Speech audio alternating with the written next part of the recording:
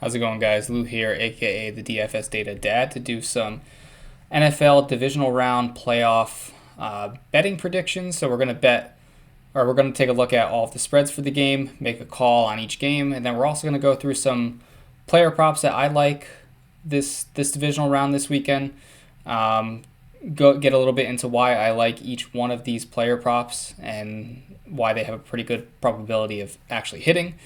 I have 5 player props that we're going to take a look at, along with making a prediction for every playoff game this weekend. And then to wrap things up, we actually hit 200 subscribers already, believe it or not. So we will be doing our second giveaway of $20 PayPal to any subscriber who shares their status publicly, and any user who's ever left a comment on any one of my videos. So at the end of this video, we'll be doing a drawing, giving away $20 PayPal. I'll be reaching out to get some contact information so I can get that over to the winner. And then probably tomorrow we'll do another best ball draft for the divisional round, wrap things up, and then do one more final video on where I'm standing on DFS projections for this weekend, and kind of some builds that I'm looking to get into. Was only going to do 2 lineups this weekend. I think I'm going to double that and actually enter 4. But yeah, we have a lot to cover here, so let's just get right into all of the games. All right, so we have our divisional round predictions. Game 1, we have the Houston Texans at the Kansas City Chiefs. Chiefs are favored by 8.5 as of right now, and the spreads are coming directly from DraftKings. Yeah, I think that this game, I think Kansas City's just too good for the Houston Texans. There's a lot on offense that you have to count for the Kansas City Chiefs, especially now that they get Hollywood Brown back. He's looked pretty good since he's come back the past 2 games. You have DeAndre Hopkins you have to worry about. You have Travis Kelce. You have multiple running backs that they're deploying now. So Isaiah Pacheco is appears to no longer be the bell cow back. He's losing some work to Kareem Hunt, and then they're both losing third down work to Samaje Perine. So definitely a lot to worry about on the offense, and then you especially have the emergence of Xavier Worthy. So when you're just looking at the overall talent on both sides of the ball for Kansas City, it's hard to conceive Houston being able to keep up with the Chiefs offense. Especially now that really Houston only has one wide receiver. After losing Tank Dell, Stephon Diggs, I initially thought that guy would be Deontay Johnson to step into the role once they signed him from the Baltimore Ravens, but he was actually waived this week. So I don't know what's going on with him. Couldn't even stay on his third team this year. Seems to be an absolute head case and tough guy to have in the locker room, but maybe he'll find the right team next year. But we saw these 2 teams play earlier this year. Kansas City won that game, obviously. C.J. Stroud did not look good. But, if the Houston Texans want to hang in this game and beat the spread here, they're going to need to do exactly what they did against the LA Chargers, and that's get Will Anderson loose, force Mahomes to throw some bad balls like they did with Justin Herbert. He ended up throwing 4 picks, and just make life difficult for Patrick Mahomes. But Patrick Mahomes finds ways to escape the pocket, not take sacks, extend plays, find open guys. So it's a tall order for the Houston Texans. I think the Chiefs actually cover, and they win by more than 8.5. They've had a full week off. It's going to be tough for Houston to go into Arrowhead and put up points. So I'm taking Kansas City at minus 8.5 this game. I do like the Texans, though, as a team. I would like to see them do well, but it's just a very tough matchup for them to come in and be able to hang with the Kansas City Chiefs. So the second matchup we have here is the Detroit Lions versus the Washington Commanders. Detroit's favored 9.5, and I actually think that they do cover that. they're just one of the best football teams in the league. And when you look at the talent, on their team, overall, they have the biggest talent disparity. This game has the biggest talent disparity between two teams than any other game on the slate. But it's hard to ignore the fact that Jaden Daniels has done something special this year, scoring over 22 fantasy points. He's leading a team I think that not many people had many expectations for into a divisional round game against the number 1 seed. Just went into Tampa Bay as an underdog, as a rookie, and beat a pretty good coaching staff and also beat a pretty hot Buccaneers team in their own place. So, the only way I see Washington being able to cover this spread is if they're able to slow Detroit down. If the Commanders can, manage the ball, manage time of possession, not give Detroit many opportunities to have the ball and score. This one thing I noticed after watching the Washington Commanders this year as a Giants fan twice, they are able to, once they get the ball, they take a very long time getting down the field and either getting points on the board through a field goal or getting in the end zone. But I think Detroit's going to be able to run all over the Washington Commanders. The Commanders' run blocking is the worst on the entire slate. The Detroit Lions' run blocking is the best on the entire slate.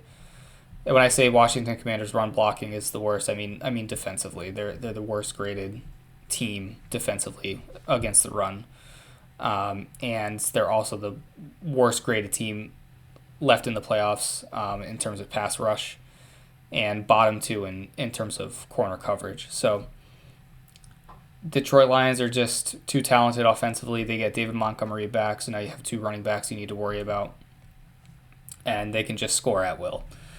So I'm going to take Detroit at -9.5. The third game we have on the slate is the Philadelphia Eagles at home against the LA Rams. And the spread right now is Philly -6. I do not like the way that Philly has looked the past few weeks. Pretty much ever since that Commanders game when Jalen Hurts got his concussion and got knocked out of the game. This one, I'm purely betting on the fact that Sean McVay is a good coach, and the Eagles just haven't looked that great. I think defensively on this slate, the Eagles have the best talent on the roster, and everyone looks healthy heading into this game. They have a good pass rush, one of the best pass rushes on the slate, best corner coverage on the slate, which really aligns for Matthew Stafford to have a pretty tough time. But he does have Puka Nacua. He does have Cooper Kupp.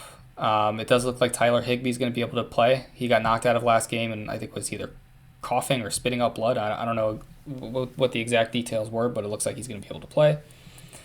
Kyron Williams is the bell cow back. We know he's going to be on the field all the time. They don't really have much of a run blocking advantage against the Eagles. Eagles defensively just are all around solid except for their tackling. So if they can get the ball to Puka Nacua in open space and he can make plays, then that's their way of putting points on the board. But also the Rams defense has looked really good as of late. I was really impressed with Jared Verse against the Vikings. Made life really difficult for Sam Darnold. They made him force some really bad balls. The thing you have to consider is that Sam Darnold is not Jalen Hurts. Jalen Hurts is a more mobile quarterback, a better athlete. So he'll be able to avoid sacks, unlike Sam Darnold. But I totally see the Eagles, again, being very run-heavy in this game, try to impose their will on the Rams' defensive line with Barkley and Hurts, and that'll be their path to victory. But I do think McVay is a good coach. I think schematically he's going to plan pretty well for Hurts and Barkley. Maybe try to force Hurts to beat them with his arm, which also doesn't match up well for the Rams because they're worse in the league in terms of outside coverage with their corners, and A.J. Brown is really good on the outside, so this could be a get-right game for him.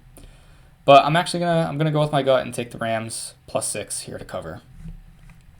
And then the last game we have is the Baltimore Ravens versus the Buffalo Bills at Buffalo. Historically, I'm not a Lamar Jackson guy, but I'm gonna take Baltimore here at -1.5. Even though I do like the Bills and I prefer to see the Bills win. I just don't think that the offense that Joe Brady is probably going to deploy will mesh well with the Ravens defensively. It seems like offense really just runs through James Cook, and it's very spread out in terms of receivers. It's interesting, with Josh Allen at quarterback and how strong of an arm he has. They've kind of turned into this dink and dunk offense, which is really frustrating to watch from a fantasy perspective. But I think with the addition of Derrick Henry for the Ravens, that's really allowed Lamar Jackson to be a better quarterback. We've seen teams having to account for Henry, and even when they do account for him, it just does not go well. I think the last time these two teams met, Henry, one of the first plays of the game, broke off an 80-yard touchdown run. Ravens are just really good at running the ball. This year, the Bills have not been great at stopping the run. Although they do get a healthier defense this time around, I really don't think that's going to be able to change the outcome much of this game. I'm going to take the Ravens here. They're going to do it on the backs of Derrick Henry and Lamar Jackson. And unfortunately, the Bills are probably going to be knocked out. So I'm going to take the Ravens here at -1.5. All right, now we're going to get into some player props here. Now that we've gone through all of our picks. So first player I have up is Travis Kelce, and the player prop that I like the most is anytime TD at +150. A few key points of why I like this bet. Houston tied 4th in touchdowns allowed to tight end this year. Kelce does have a 22% target share. We can expect probably the Chiefs to make a lot of red zone trips. Houston is bottom 3 in the league in red zone TD percentage. So what that means is anytime a team gets into the red zone, it's very likely that they are going to convert that opportunity into a touchdown. And previously this year when the Chiefs played the Texans, Kelce saw a lot of volume, saw 7 targets. As of late, seems to be heating up, reestablishing his connection with Mahomes just in time for playoffs. Only had 3 touchdowns this year, but I would probably expect that to regress positively into the playoffs, seeing what great history these two have once they're in the playoffs together. So I'm kind of surprised that this anytime TD is in the plus direction, seeing how much of a centerpiece Kelce is in this Kansas City Chiefs offense, and how many touchdowns Houston has given up against tight ends this year. So I like Travis Kelce here, anytime TD. Second game, I like Jahmyr Gibbs to go over 125 rushing and receiving yards combined for +125 odds. And again, these odds are coming directly from DraftKings. So a few things that I noted here when I was kind of doing my analysis is that he's got the best run blocking on the slate versus the worst run blocking defense. We kind of touched upon this when we were going through that game to make our spread picks. He's tied to a team that's projected to score a lot of points. So the Lions are projected to score 32.5 points. We can just assume that a lot of that is going to come from the ground. And we know that they love running the ball with Jahmyr Gibbs. David Montgomery is going to be back. I don't know how healthy that knee is, and that does not concern me in the slightest with Gibbs' opportunities. Gibbs has been their best player this year clear and far. We see what happens when they get the ball in his hands. He's able to make explosive plays. So if he gets openings, he's going to turn those into big plays and big chunks, and that should chip away at this 125-yard prop that we're looking at. So he's got a pretty high floor in terms of how many targets he's probably going to see out of the backfield. As far back as I can see, his floor is about 4 targets per game. So I like the opportunity there in terms of how many rushes he's probably going to get, and then how many targets he's probably going to get. So he's probably going to get 20 opportunities. Can easily convert that into 125 yards. Monty's back, as I mentioned, but he's not fully healthy. And Jahmyr Gibbs is just one of the most explosive running backs in the league at the moment, alongside Saquon Barkley and Derrick Henry. So I like Gibbs here, plus 125 rushing and receiving yards for plus 125. Next up, we got A.J. Brown, plus 70 receiving yards for minus 115. So last week, A.J. Brown, only 1 catch for 10 yards. I just think that they didn't really need to use him that much, seeing how difficult it was for the Packers to score points and how the Eagles were able to maintain possession of the ball. But the story could be a little different this year, or this week. I do think that the Rams could put up points against the Eagles. I think it's going to be a really tough thing for them to do based on how good the Eagles' defense is in terms of pass rush, in terms of coverage. But Rams have 2 talented wide receivers. Tyler Higbee looked great last game, even though he got knocked out of the game. And we all know that Kyren Williams is capable of breaking off big plays. So this game, we could see some points. And we know that one of the biggest weaknesses for the LA Rams is that they're worst in the league against outside wide receivers. And A.J. Brown is an outside wide receiver, and he has the 4th most receiving yards in the league when lined up outside. So when you compare defensively what that looks like and offensively, it looks like a really good matchup for A.J. Brown. He accounts for 22% of the team's target share. And just looking at who he's projected to line up against, about 80% of his snaps are against middling corners. So again, this is really just looking at how PFF is ranking the corners that he's going to be going up against. And in terms of talent, I think A.J. Brown is way more talented than who he's going to be defending him. So I see a pretty good opportunity for him to go over this 70-plus yard receiving bet. The only risk I do see is that he's in a low-volume passing offense. But again, maybe schematically the Rams try to force Hurts to throw the ball more. And if they do, he's going to be looking A.J. Brown's way. Second to last bet that I have on the slate here is Mark Andrews, plus 40 receiving yards for plus 100.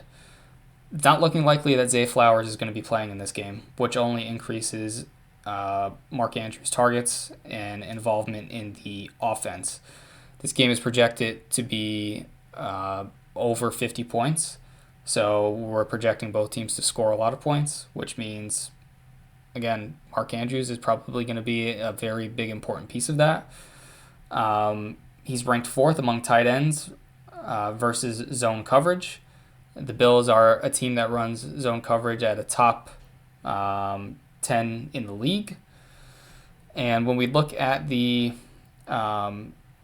defensive schemes that Mark Andrews has faced historically this year, he averages over 50 yards receiving. So I think we're getting a pretty good deal here in terms of receiving yards. He averages more than what the sportsbook are expecting. So yeah, I like over 40 plus receiving yards for plus 100. The only risk that I want to highlight here is that last time they played Buffalo, he was blanked. No catches, no yards. But I think game script had a lot to do with that. Ravens ended up winning 35-10, so I don't think they really needed to throw the ball much. But just wanted to call that out as a potential risk. And then the last bet I have to make here is Keon Coleman, plus 40 receiving yards for plus 185. So very similar to Mark Andrews' kind of logic here is that, over 50 points expected here in this game. When he sees man coverage, he's targeted at a much higher rate, and Baltimore's top 10 in the league running man coverage. He has big playability. He's an explosive player. Allen's going to look this way, especially if they need to put up points. We're expecting to see most of his snaps against Brandon Stevens. He's a very low-ranked corner. So I think if Keon Coleman's part of the game plan, he can definitely exceed that 40-plus receiving yards on one play even. We've seen him do that multiple times this year. And against Baltimore this year, he did have 51 receiving yards, so he went over what the books are expecting here. So I like Keon Coleman here, plus 40 receiving yards for plus 185. So that's it. Those were all of my picks for this week. What we're going to do is once the games are over on Monday, we'll do a recap. So we'll go through each spread and see where we fell, and then we'll go through each prop bet, and then we'll come up with a win-loss record and see how we did. It's my first time doing this. I'm not really a big sportsbook guy. I do like looking at data to help make decisions. But yeah, let's see how we do here. Interested to see if I give good advice. But next up here is going to be our giveaway. So we reached 200 subscribers. So every 100 subscribers up to 500, we will do a $20 PayPal giveaway. What I'm going to do here is I'll roll a virtual dice. So we rolled a 6. I think that's what happened last time. And I have a list of users who either subscribe publicly or have commented on one of my videos in the past. So we're going to randomize this list 6 times. And the username at the top of the list will be the user who wins the $20 giveaway. So this is the second time this list has been randomized. We are on number 3, number 4, number 5, and number 6, Zach Lawrence. Zach, feel free to claim your $20 PayPal giveaway, and congratulations. You were the second winner of my giveaway here. The first giveaway went to a user named Hollywood Dick. Hollywood Dick, if you are not a bot, if you are a real person, I reached out. You have 1 week to claim your prize. So again, if you're watching this, Hollywood Dick, you have $20 PayPal coming your way. Feel free to respond to my message, and we will find a way to get you that money. All right, that's all I have for today. Thanks, guys, for watching. If you can give me a like, comment, or subscribe, any interaction with my video will definitely help me out. Get me some exposure in the YouTube searches here. And if you're betting, playing DFS this divisional week, best of luck, and hopefully I helped you out along the way. So, until next time, see you guys.